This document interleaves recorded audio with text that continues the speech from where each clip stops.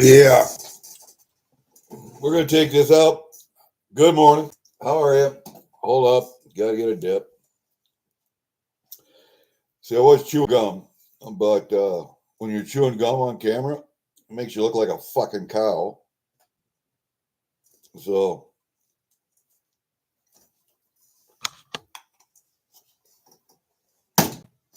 I'll be dipping. Now, short video today. And the reason it's going to be a short video is because I got one package. I thought I'd get a little bit more today, but I didn't. So, it's going to be inventory and everything I got from Durban today. Plus, I'm watching videos. I'm waiting for Steve Looking for Silver to come up. I see Snoopy was up this morning, and I went over there and dropped a like, dropped a comment, shared them out. And then on my way to do other things. Yesterday, oh man, I have a 350-gallon tank on a trailer. And my wife has been going over to the hydrant with 2 5-gallon pails in her little pull wagon, kids wagon, and taking trees out and water, or taking water out and watering trees that she's got planted out in the grove as I pull old stuff out and cut it down. And so, that's a good 50, 60 yards. She's got to pull that wagon through wet, soft ground to get over there. By the time she gets over, she lost half her water. So I put a 350-gallon tank on a trailer. I used to have 2 of them on that trailer for 700 gallons. And that was for when I was making a lot of maple syrup. And that was for sap. Basically, I would pull that behind my truck and put sap in that. And then take it out and boil it. But since I don't do that much maple syrup anymore, I've taken those off of that trailer and stored them in the shed. But when I saw my wife struggling with that stuff, so then I put one of the 350-gallon tanks back on the trailer, pumped up the tires, filled her up with water, hauled it out there by the grove so that she could just haul water either way for 20, 30 yards and doesn't have to go across all that soft pasture and stuff. So we'll see if that's going to help her out. Then, see, I got that done. I went out and the pasture, you guys have seen the pile of trees I had out there in that one pasture I had to cut up. That all got done this spring. I finally got all of the bark and crap all scraped together with a skid loader because it's been wet out there and I couldn't use a skid loader without tearing everything up. So I just parked the trailer, and now it's gotten dry enough to where I could load the stuff up. So I took 2 loads and a partial out of there. And this is a ton dump trailer, a single axle ton dump trailer with a lid or a curtain that goes on it. And so that pile's all done. So that pile in the pasture is all completely done now. I can seed that with grass and we're done. And then I went over to the other pile and I cleaned up that pile of bark and stuff I had there because I had 3 piles of logs. One in the center, then I had a pile on the end, which was all cottonwood, and then a pile on the other end, which was partially cottonwood and maple. So just about got that. All that cotton was gone, so I scraped up all that bark and all that debris, hauled that off. That's gone. I got most of everything cut and split on the other end, so I scraped up everything I could there, filled up another load, so I got three to partial out of there of bark and crap. I've got just a little bit of cottonwood, maybe 2 or 3 logs left to split. I've got maybe 2 or 3 logs left of maple to split, and then I can go back to working on the immediate middle, the oldest logs that are there, and that's the oak, but they're the ones that are going to last the longest. So the cottonwood had to be done. The maple I got done because there wasn't that much. There's only maybe one car trailer load, a 60-foot car trailer And that was it for that. I don't know how many loads of cottonwood there was. Good God. There was just, I don't know, been hanging around for 5 years now. So it was time for it to go. A lot of it was rotten already. So, and you know, softwood like cottonwood rots real quick, especially if you don't get the bark off it. Um, so a lot of that rotted. That's okay. I don't really care. It's softwood. I mean, it makes smoke, but I got it cleaned up, and the maple's just about done now. I mean, I got 2, 3 more hours of splitting on that, and that's it. And then we can start working on the oak again.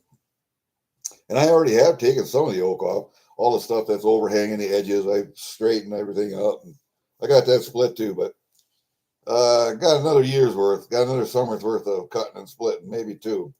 So we'll see. But I got one package uh, from Snipey Mikey Pepsi. Yep.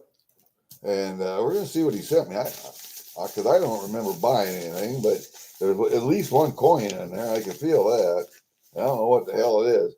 I want to go, and I want you guys all to go tonight to Steve Looking for Silver.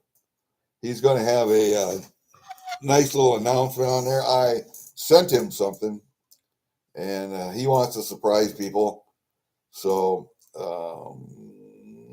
you might want to be on his stream tonight. All right, let's open this up. I'm going to get this done.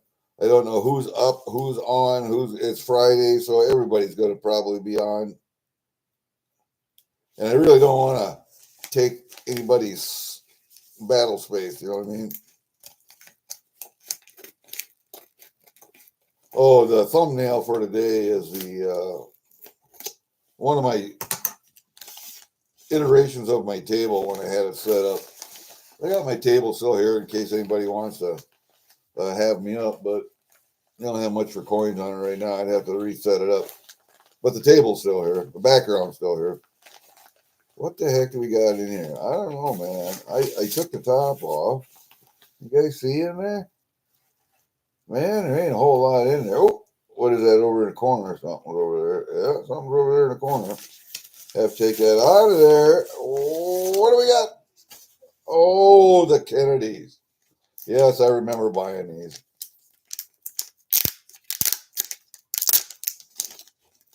I bought, and get rid of this tape. Snipey Mikey was selling Kennedys and 64s, and he had one for sale, and then 4 more. Somebody else bought them, and then he contacted me and said, "I got 3 more of them." I felt sorry that you didn't get the 4 because I just put in bin too late. So he actually had 3 more. He sold me, same price. So that was nice of him. Mikey, I appreciate that a lot. I'm not a big Kennedy guy. I have a few. I was a big Kennedy collector back in the day. Kennedy was the president that got killed when I was in grade school, and that kind of stuck with me. We got sent home from school. My teachers were crying. I remember the whole bit, man.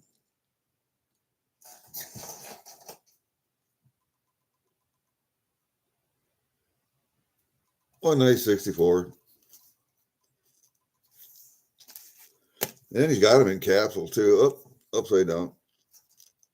This one looks like it's got a little bit of wear to it. Right behind the head, right along the hairline, on a cheek, but not bad. Another 64. It's just, to me, these are bullion coins. And if I get a really good example sometimes, I'll keep it in the capsule. Otherwise, it just comes out, goes in tubes. And come on. Come on. There we go. That one looks pretty good. And not too bad. That one's in a 2x2. I don't know why, or in a flip. I don't know why, and he's got numbers on him, 2871. So he's got inventory numbers. All right. Well, hey, that's what I got.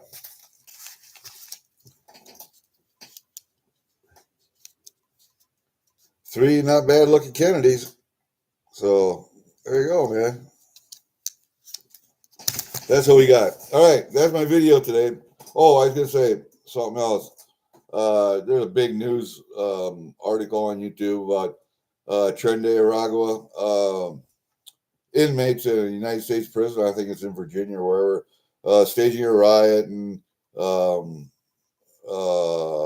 injuring guards. And I don't know if they killed any guards yet or what. But you guys, and they're going to find out pretty soon that they're going to have to run those prisons exactly like they do in El Salvador or Guatemala. And anybody steps out of line, you shoot the fuckers. That's it. That's the only way you're going to maintain order. And if you don't believe that, just keep doing what you're doing and see who takes over. You know, back in the 60s, we had this old saying, give peace a chance. We gave it a chance.